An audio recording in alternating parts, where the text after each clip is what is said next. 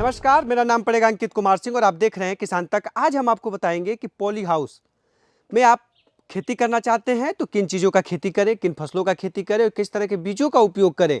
सामान्य बीजों से कैसे अलग बीजों का उपयोग होगा, क्या चीज़ें होंगी, सब कुछ आज इस बताएंगे। और साथ ही साथ पॉली हाउस करने के दौरान किन किन बातों का सावधानी रखने की जरूरत होती है, ये सब कुछ आज हम इस वीडियो में बताएंगे और ये सब पूरी जानकारी देंगे। हमारे साथ है कृषि विज्ञान केंद्र रोहतास के वरिष्ठ वैज्ञानिक डॉक्टर रतन कुमार जी। तो ये पूरी कहानी उनके द्वारा सुनिए और समझिए कि आखिर पॉली हाउस में किन किन चीज़ों का ध्यान रखने की जरूरत होती है। नमस्कार, मैं डॉक्टर रतन कुमार, कृषि विज्ञान केंद्र विक्रमगंज रोहतास से उद्यान वैज्ञानिक।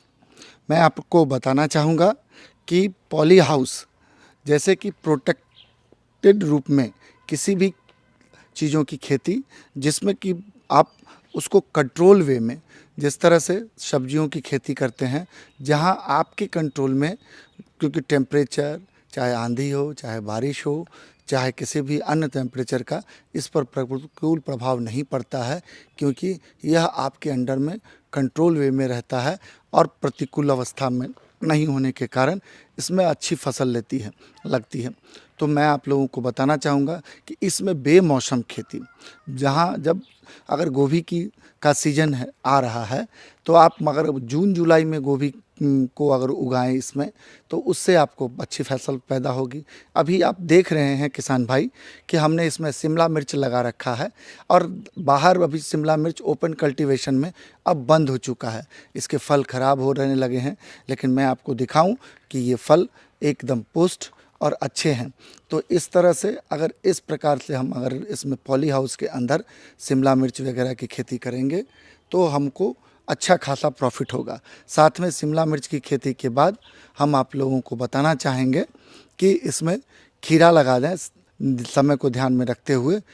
खीरा के बाद अगर फूलों की खेती में भी जरबेरा की खेती इसके अंदर करें तो अच्छी खासी मुनाफा मिल सकता है। लगभग मैं आपको बता दूं कि 1 एकड़ में अगर पॉली हाउस, अगर 10 कट्ठे में भी पॉली हाउस है, तो किसान भाई प्रति साल इससे कम से कम 2 से 2.5 लाख रुपया कमा सकते हैं, बशर्ते कि उसमें वो फसल का सही चुनाव करें और क्रॉप का अच्छा चुनाव करें, जिसमें शिमला मिर्च है, खीरा है, जरबेरा है। उसके बाद आपको इसके साथ ही गोभी की जो हमारा जून जुलाई महीने में होती है, तो इसमें ऐसे ही फसल की चुनाव करनी चाहिए जो बेमौसम हो।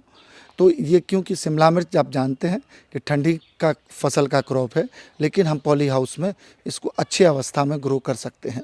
साथ ही आपको गोभी, जो कि जून जुलाई में लगभग 80 रुपये किलो मिलती है, अगर उस अवस्था में इसकी यहाँ पर खेती करें तो उससे भी लाभ प्राप्त हो सकती है। इसके बाद अभी जो मई जून में जो खेती कर सकते हैं, हम खीरा का खेती भी इसमें अच्छा खासा कर सकते हैं। टमाटर, चेरी टमाटो वगैरह का भी इसमें अच्छी खासी फसल ले सकते हैं।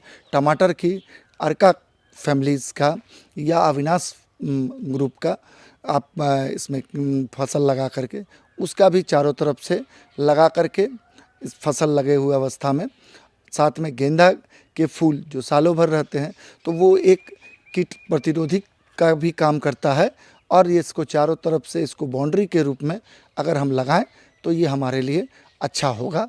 तो किसान भाइयों से अनुरोध है कि इसको ध्यान में रख कर के ही खेती करें। देखिए, पॉली हाउस में मैंने जैसा आपको बताया कि पॉली हाउस में बेमौसम की खेती, ऐसे अवस्था में जब सामान्य वे में अगर फसल लगी हुई है और उस समय वही फसल हम अगर पॉली हाउस में करेंगे तो हमें उसका मार्केट वैल्यू नहीं मिलेगा, क्योंकि पॉली हाउस में कॉस्ट ऑफ कल्टीवेशन थोड़ा हाई होता है, क्योंकि यहाँ पर इसकी लागत ही खर्चा एक पॉली हाउस का लगभग 10 से 12 कट्ठे में 6 से 7 लाख रुपया पड़ जाता है। तो इस बात को ध्यान में रखते हुए किसान भाइयों से अनुरोध करेंगे कि लागत तो हाई है, परंतु रिटर्न भी इसका बहुत ही हाई है।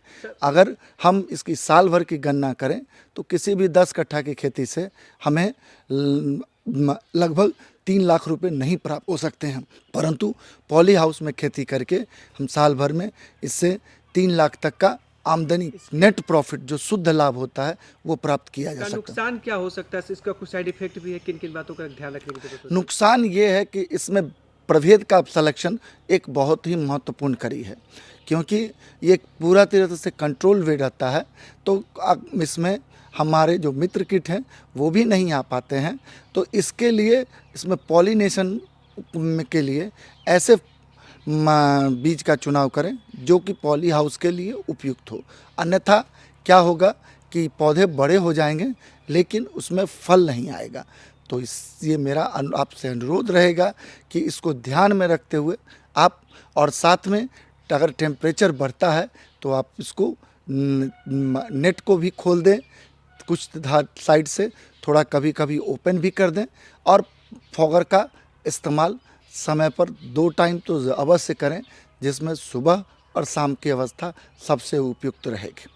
ये था पॉली हाउस के फ़ायदे और इसके कि कौन कौन से फसल की खेती की जा सकती है, कब करें, कैसे करें, साथ ही साथ इसके जो साइड इफेक्ट है उन तमाम चीज़ों के बारे में हमने आपको बताने का प्रयास किया। तो ये वीडियो आपको अच्छा लगा हो तो किसान तक चैनल को लाइक सब्सक्राइब जरूर करें। धन्यवाद।